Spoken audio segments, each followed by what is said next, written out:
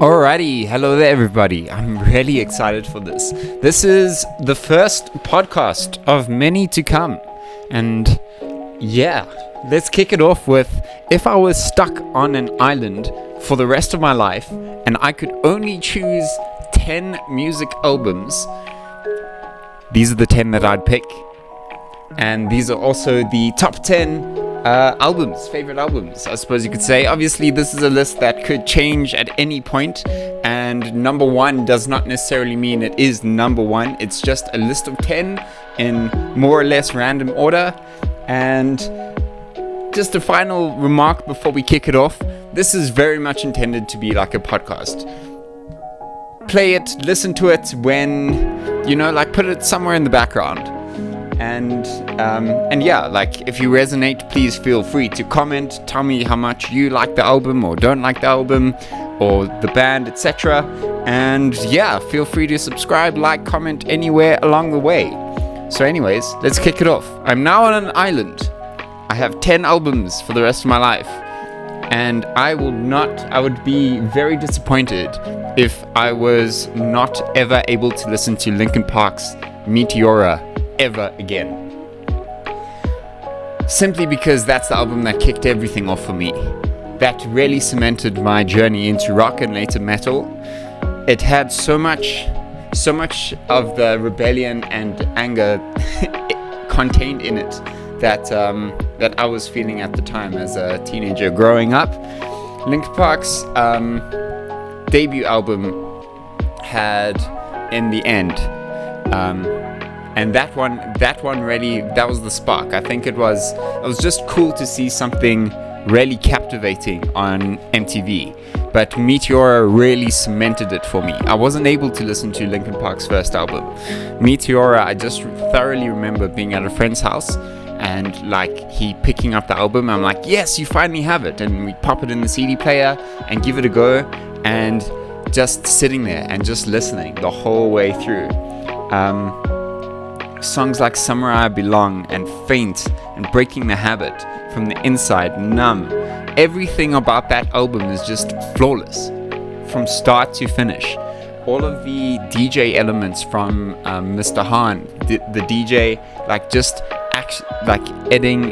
adding that extra sauce, that extra spice. That album it hits me so hard every single time I listen to it. It takes me back. And if I were to allow myself to cheat a little bit, now that their 20th anniversary album of Meteora has just come out, I think I'd be taking that one on my island adventure, simply because it adds some of their live concerts that they did during the time when Meteora was touring. It adds some of their album, some of their songs that didn't make it onto the album. And I haven't even had a chance to listen to that 20th anniversary in its entirety yet. So it would be an absolute treat for me to do so. Next up, we have album number 2. Ladies and gentlemen, Metallica's Black Album. Another flawless album. I think it's more that it's timeless rather than it is flawless, because there are some songs there that I think, you know what? Not even songs, just the final song, The Struggle Within. I struggle with that song. But with the exception of the final song, this album is flawless as well. Enter Sandman means so much. The title, the first track on this album, it means so much to so many different people. For me, it was that I only had access to listening to Enter Sandman when I was lucky enough to catch it on VH1's music video, satellite television. And I couldn't for the life of me, every single time I caught this song playing, I couldn't for the life of me either remember what the band was called or what the song was called. I just remember it being epic. Remember, this is the time when there wasn't internet, so you couldn't go onto YouTube. It didn't exist. You couldn't download a song illegally because there literally wasn't internet. So, and then more so, I didn't even have money to go to a CD shop to buy the album. And then there was the whole this album is not for kids kind of mentality. Metal is, like with all of its horrific and satanic imagery sometimes, this stuff is not for kids. So when you have a very sheltered upbringing and controlling parents, you're very restricted with the kind of stuff that is approved and disapproved. So eventually, when I managed to get my hands on this album, just listening to it start to finish was such a pleasure. Enter Sandman obviously is timeless, but other songs like Sad But True, Unforgiven, Wherever I May Roam, Don't Tread on Me, the amazing acoustic guitar of Nothing Else Matters, the heartfelt emotions that went into that song, that went into the guitar solo for that song. Everything about this album is epic, and that's why it's coming with me on my trip.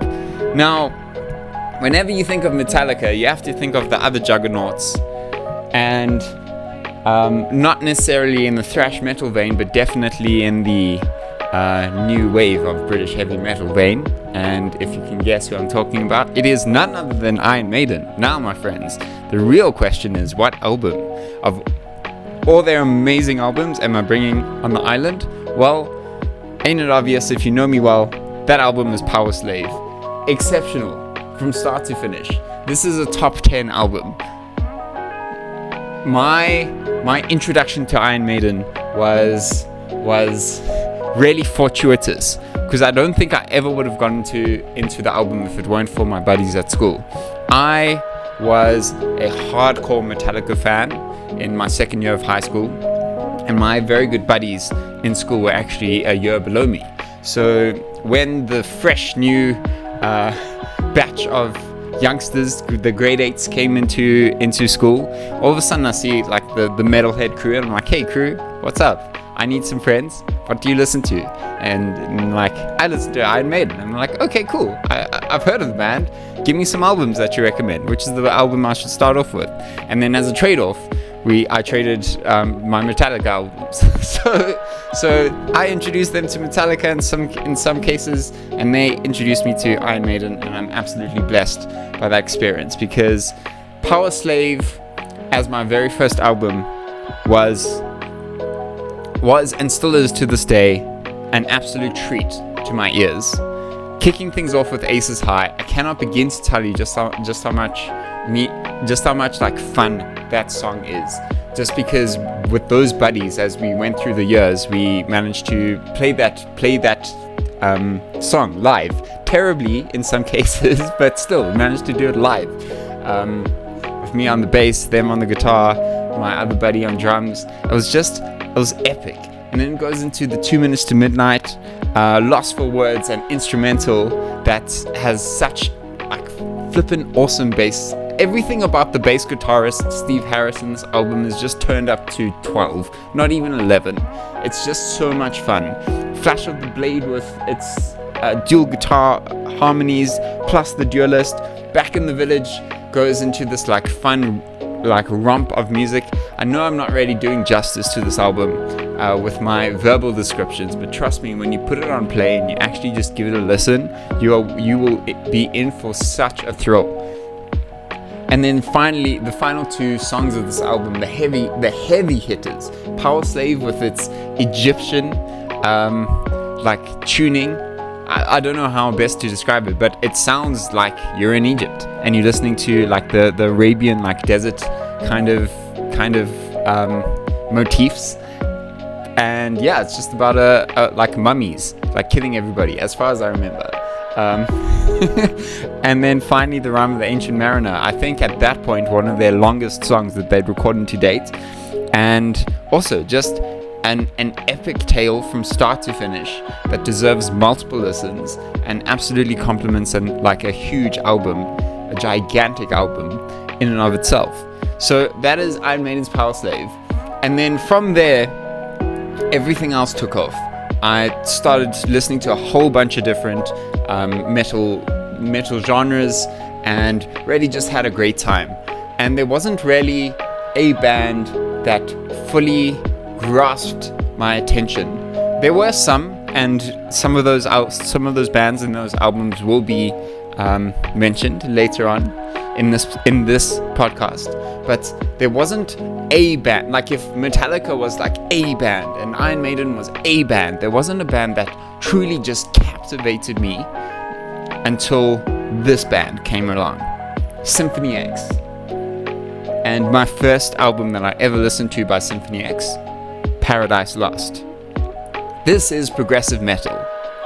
Progressive metal is the kind of genre where you can expect exceptionally well arranged songs with outstanding musicianship, borderline brilliance, people who really are masters of their craft, long, difficult songs to play with difficult time signatures, and vocalists who are also just masters at their craft. And Paradise Lost is that album from start to finish. It's a top 10. It's absolutely flawless. With the long intros, like with a song that is exceptional, and it's an intro. Most pop songs are 3 minutes long and that's it. It's done. This is a 3-minute long intro of exceptional arrangement and orchestration. Obviously, I cannot not mention Domination, because me as somebody who loves and is passionate about the bass guitar, to hear that exceptional fast roar of Domination's bass introduction, it turned me on to a different style of playing. I didn't know that people could play the bass guitar that fast and that intricately. Paradise Lost, the title track, has that beautiful, soft, bold, it's a beautiful, soft, building song with piano and everything. Yeah, it's a beautiful song. There's so much about this album that I could talk about in depth, but this is a kind of album that you just need to go into blind and just experience. And I wish that if you've made it this far in the podcast, that you managed to pick that album up and give it a listen, because you will never ever be disappointed by this album. It's just too brilliant. Alright, next up, let's change things up. We're on the halfway mark, ladies and gentlemen. This is the 5th album, and it is not metal. I had a tough choice to make with this one, because it meant that I needed to discard another album which also wasn't metal. But if I really were to be stuck on an island, this is the one that I'd prefer, and it's Jamiroquai, their greatest hits album called High Times. Jamiroquai was also when it comes to music, there are 3 genres of music that I am absolutely passionate about. Obviously, you know the first one. It's very all-encompassing. It's metal. The second one is jazz, specifically acid jazz. And Jamiroquai was one of the defining acid jazz artists. The third one is video game composition and orchestration, and none of those video game soundtracks made the cut. But Jamiroquai means a lot to me. It's a pity that we don't see them all that much anymore, and it's also a pity that we don't have this genre of music anymore. But there's really something to be said about the timeless songs like Emergency on Planet Earth, Virtual Insanity, Little Owl, Love Philosophy. Those songs are timeless, and if you grew up during the 2000s, you absolutely know those songs when they come on the record, on the radio, or when they played somewhere.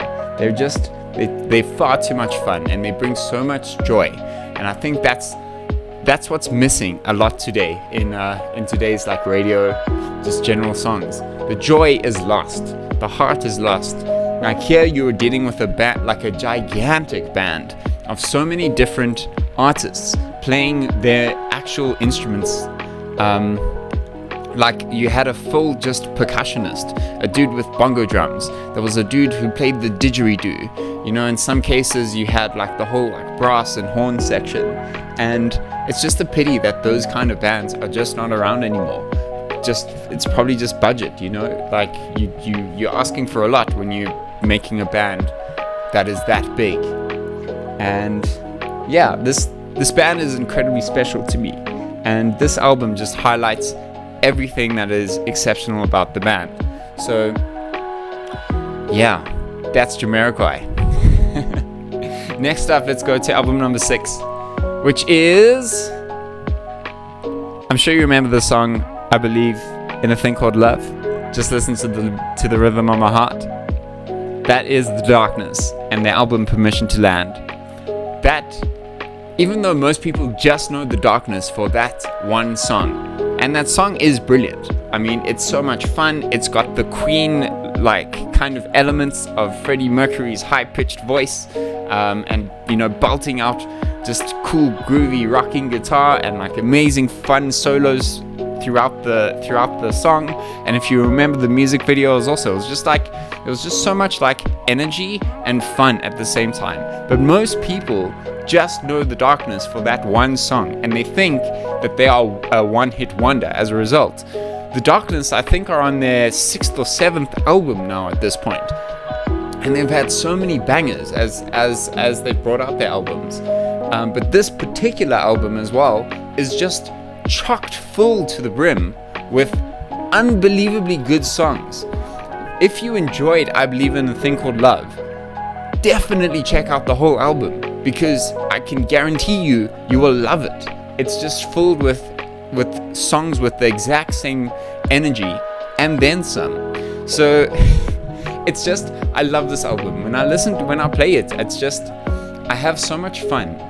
Just like singing and like trying to like hit all the high notes and just like rocking out in my car when I'm on the road. This album is just, it's fun, and you definitely need fun when you're isolated on an island for the rest of your life.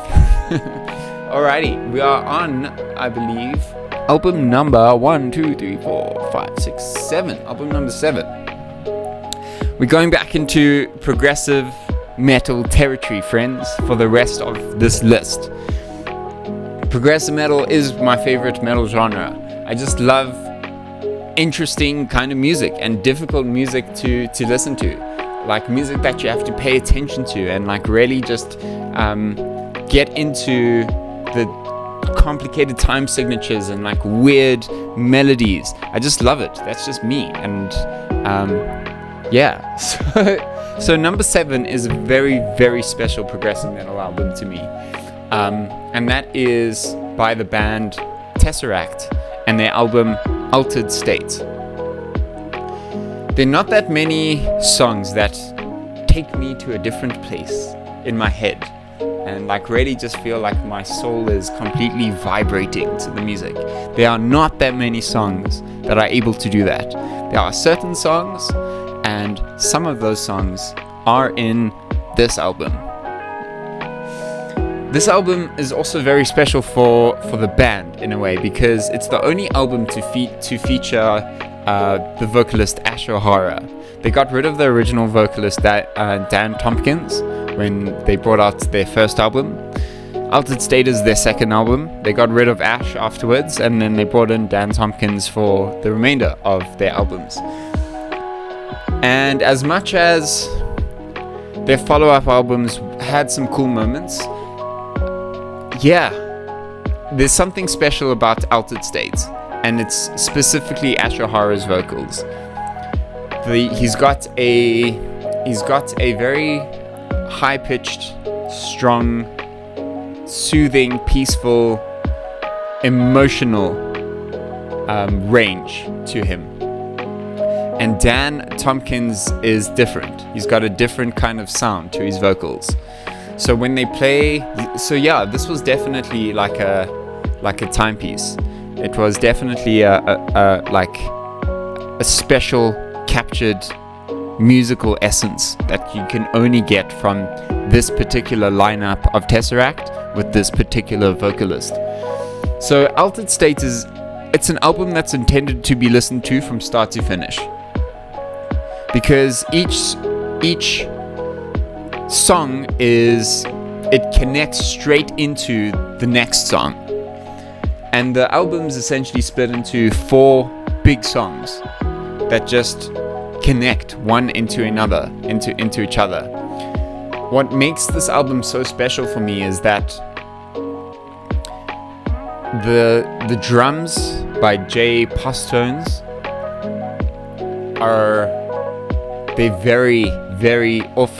Like they've got definite weird time signatures, and when you combine those weird time signatures with the soft audio engineering and production of like just cool synths, with the strong emotional melodies and stacked melodies. So it's not just the singer and he just sings. It's stacked. There's harmonies racing throughout this album, combined with the strong rhythm and guitars, the strong guitar section, the strong bass section, just all playing different things that individually sound unique, but combined, everything just works together.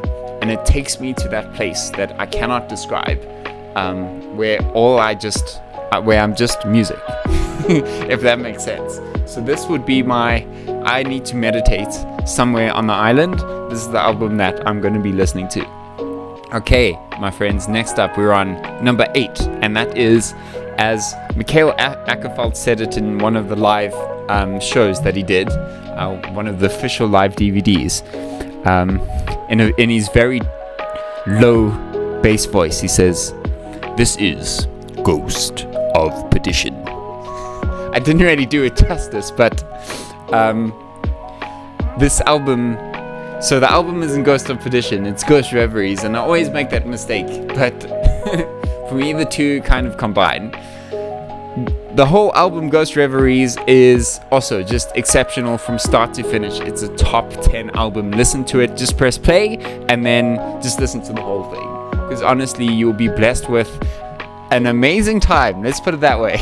If you've never listened to progressive metal before, maybe stick to a different album. If you're the kind of person who can handle listening to a band screaming, then this album you can definitely appreciate, because it just goes all over the place. But it's very musical. Contrast that to my next album choice, which I'll tell you just now, which is not very musical, but it's also musical at the same time, if you can appreciate listening to absolute chaos. But let's stick with Ghost Reveries.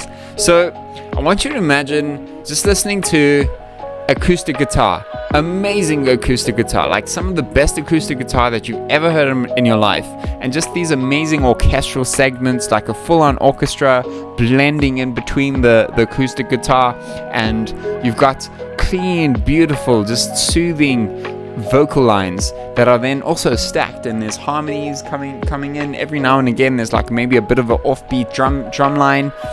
And then, so that goes for about, like, let's say 30 seconds. There's a tiny 1 second pause, and then just long, loud, bolting screams. And like piercing, just riffing guitar. And that's Opeth. And this album is definitely a surpriser. It took me, just with the title track alone, Ghost of Perdition, it took me a while to get into that song and to get into Opeth as a whole. But that's because I wasn't used to screaming music at the time. At the time, I'd only been listening to more of the heavier metal side of things, but still just clean vocals. So it was difficult for me to cross that barrier of listening to screaming vocals. And I'm glad that I managed to push myself through that barrier, because I would never have been able to appreciate such a brilliant album if I hadn't done that. And if you're the kind of person who can relate to what I'm saying, just push through. That's all I want to say to you. Push through, because this album is beautiful. Start to finish. Whew. Cool. Next one, my friends. I think, oh man, I cannot begin to tell you how much I love this album, but it's not for everybody. This is the album that is symbolic of chaos. So if I were on the island and had to fight like a lion, or I had to fight for anything, and I had to really just prove myself that I'm a warrior, then this is the album that I'd be playing. Because it is, from start to finish, it's a roller coaster of emotion and absolute chaos and anger and humor, and it is Devin Townsend's Deconstruction. I cannot begin to tell you how many times I've listened to this album. I could probably play it in my head from start to finish. I could say that for every single one of these albums that I've mentioned on this podcast, but this album in particularly, from start to finish, I could just press play in my head. And that's because it was so difficult for me to get into. It probably took me a year, and I'm not exaggerating. It took me a year to really appreciate this album. And how it came into my spotlight was, at the time I was buying the Metal Hammer UK monthly magazine, and it came with a whole bunch of different CDs, etc.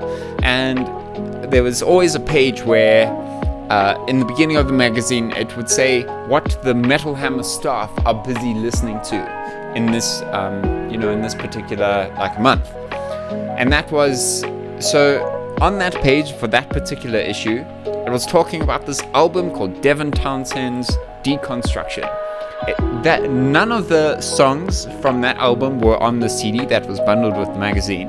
I'm like, okay, cool. This is interesting. So the whole staff is listening to this particular album, and they're not punting it on their CD. What's going on here? Let me do some investigating. So I download the album, and man, my ears were not ready.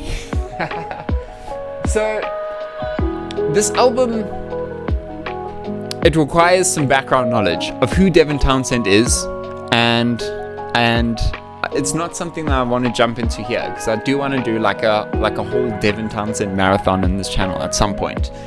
But the short story is, at the time, this individual, this musician, was going through a very difficult 4 years. And through those 4 years, he wrote 4 albums, each one expressing certain emotions. And this album, Deconstruction, was written about the time in that 4-year period where he was pretty much in a mental asylum on drugs that were wrongly prescribed to him.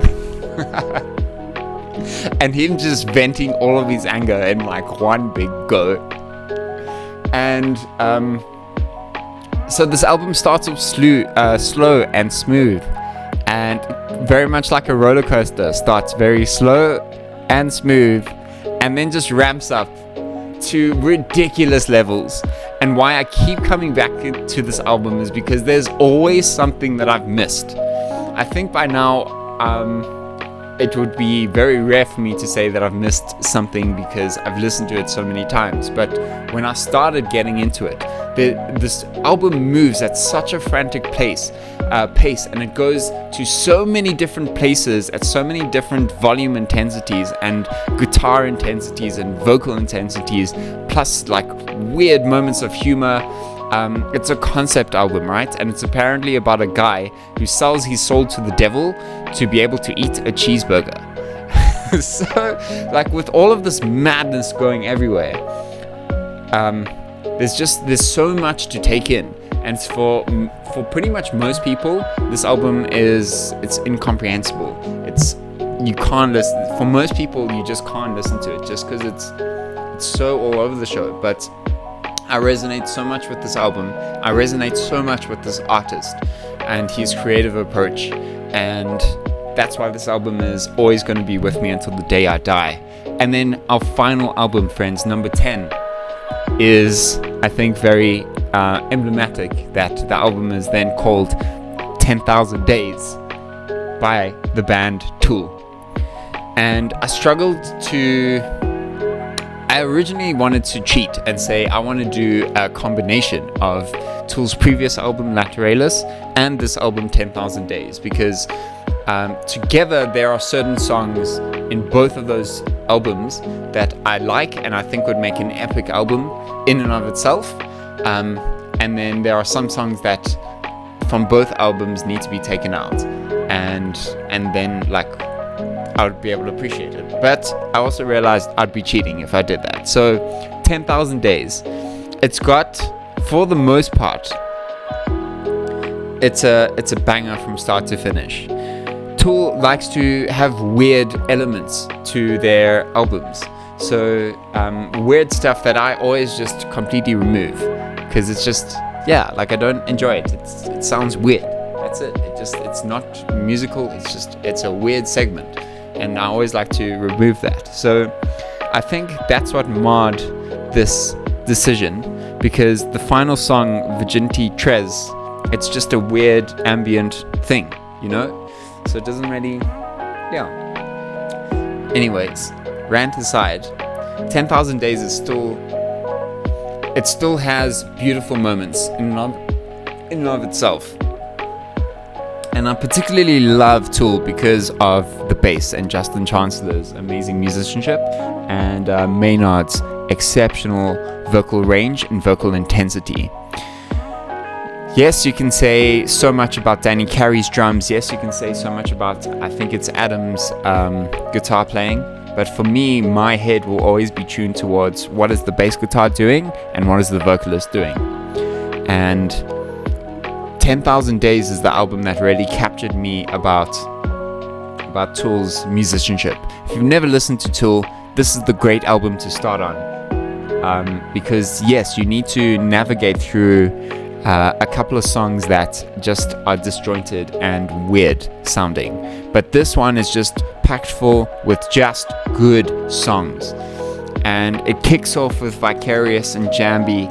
Wings for Mary, 10,000 Days is a little bit of a struggle to get through, but it's worth the listen. And then it jumps straight into the song The Pot, with also it's thumping bass that just goes into so many different places. Maynard's vocals. It's a journey album. It's an album that needs to be experienced and just appreciated. And I don't think my lineup of top 10 albums that I would be stuck with on an island, I don't think it would be complete without some Tool there. And that's why I've chosen 10,000 Days. And with that, my friends, I'm stuck on an island now with 10 albums. SOS, come help, save me, please, get me off this island. The podcast is done. I hope that you enjoyed.